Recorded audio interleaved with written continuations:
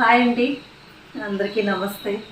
So టేస్టీగా ఫిష్ని మనం డిఫరెంట్గా చేసి పెడితే జనరల్గా పిల్లలు ఫిష్ అనేసరికి చికెన్ మటన్ని తిన్నట్టుగా ఫిష్ని తినరనమాట. సో ఫిష్ని మనం వెరైటీగా డిఫరెంట్గా చేసి పెడితే చక్కగా పిల్లలతో పాటు ఇంటిళ్ళ పాది తినొచ్చండి.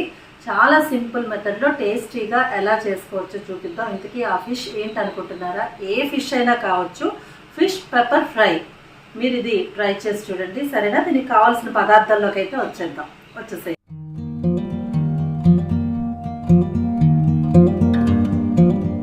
5 నుంచి 6 ఫిష్ పీసెస్ తీసుకుందామండి. దానికి మెజర్మెంట్ నేను చెప్తున్నాను మీకు. ఇది పెప్పర్ ఫ్రై కదండి, దానికోసమని ఒక 2 స్పూన్లు ఇలా తీసుకుందాము. ధనియాల పొడి 1 స్పూన్, పసుపు, కారం 1 స్పూను, సాల్ట్ రుచికి సరిపోయినంత, 1 స్పూన్ నూనెను కూడా తీసుకోవాలండి. అలాగే 10 వెల్లుల్లి రెబ్బల్ని ఇలా తీసుకొని బాగా మెత్తగా ఇలాగా దంచి పెట్టుకుందాం. చూసారు కదా, ఇలా దంచి పెట్టుకున్న వెల్లుల్లిని కూడా ఇందులో వేసేద్దామండి. దీనికి కొత్తిమీర తరుగును కూడా ఇలాగా కలిపేసుకుందాం. ఇక నిమ్మరసాన్ని ఇలా పిండేసుకుంటే మనకి మసాలా ముద్ద, ఫిష్కి మ్యారినేట్ చేయడానికి మసాలా ముద్ద అయితే రెడీ అయిపోయిందండి. కొంచెం వాటర్ని వేసుకుందాం. ఇది కొంచెం ఫిష్కి స్టిక్కీగా అవ్వడానికి సరిపోయినంతగా కొద్దిగా వేసుకుంటే మనకి ఇక్కడ మసాలా ముద్ద రెడీ అయిపోయింది కదా. ఇప్పుడు ఇలాగా ఫిష్కి పట్టించేద్దాం ఈ మసాలా పేస్ట్ని. చక్కగా ఇలా పట్టించేసి ఒక అరగంట సేపు పక్కన పెట్టుకుందామండి. ఇలా మ్యారినేట్ చేసేసి చాలా బాగుంటుందండి ఇది. నిజంగా చాలా, అంటే దేంతో అయినా, సాంబారు, రసం దేంతో అయినా కాంబినేషన్గా చాలా బాగుంటుంది అనమాట.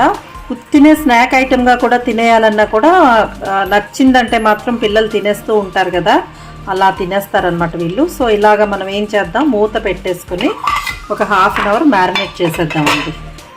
1/2 అవర్ అయిపోయిందండి. మనం మ్యారినేట్ చేసి 1/2 అవర్ ఉంచాలి. 1/2 అవర్ అయిపోయింది. సో ఇప్పుడైతే ఇలా కొంచెం లోతుగా ఉన్న ఒక కళాయి కానీ పెనం కానీ కొద్దిగా లోతుగా ఉంటే బాగుంటుంది.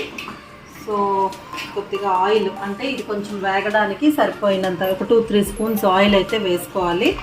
నాన్ స్టిక్ అయితే మనకి అడుగు అంటిపోకుండా ఉంటుంది అనమాట. సో బాగా పట్టేసింది పెప్పర్ ఫ్రైకి, ఈ పెప్పర్ మసాలా అంతా కూడా బాగా పట్టేసింది కాబట్టి ఇంకా 10 నిమిషాల పాటు ఇలాగా మనం సిమ్లోనే ఉంచేసి ఒక పక్కంతా బాగా ఫ్రై అయిపోవాలి. 10 నిమిషాల తర్వాత మనం మళ్ళా పక్కకి టర్న్ చేసుకోవాలన్నమాట. సో ఇలా ఉంటుంది కదా మసాలా, దీన్ని కూడా ఇలా వేసేసుకుందాం. మూత పెట్టేద్దామండి.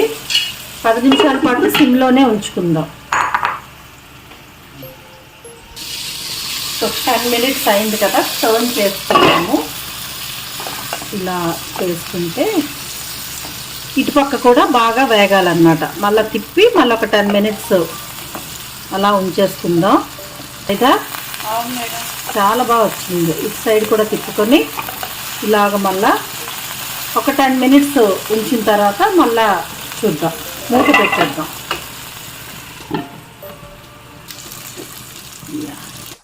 చక్కగా 2 వైపులా వేగిపోయిందండి. ఎర్రగా చూడడానికి ఎంత బాగుందో అసలు. సైదా అయిపోయింది. సైదా 10 మినిట్స్ అయింది. తిప్పిన తర్వాత కూడా సిమ్లోనే చేసుకుంటే చక్కగా 2 పక్కలా వేగిపోతుంది అనమాట. మనం ఫైనల్గా ఏం చేద్దాం తెలుసా, ఈ కరివేపాకుని ఇలాగా వేసేసుకుంటే ఈ కరివేపాకు మంచి ఫ్లేవర్ అంతా కూడా ఈ ఫిష్ ఫ్రైలో తినేటప్పుడు ఆ స్మెల్ అది చాలా బాగుంటుంది అన్నమాట. అంతే సైదా, చక్కగా 2 వైపులా వేగిపోయింది.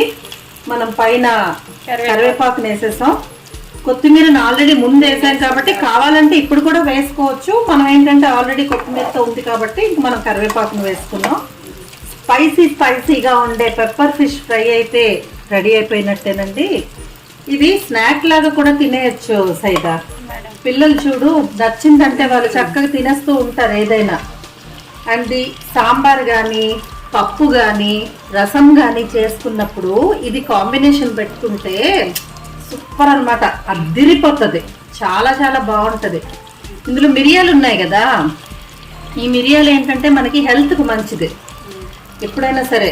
మరి హెల్త్కు మంచిదేంటి, మనం ఫిష్తో కలిసి యాడ్ చేసి తింటే ఫిష్ కూడా మంచిది హెల్త్కి. సో చాలా మంచిది అనమాట. ఇంకోటి ఏంటంటే ఫిష్ నువ్వు ఎంత తిన్నా బరువు పెరగం.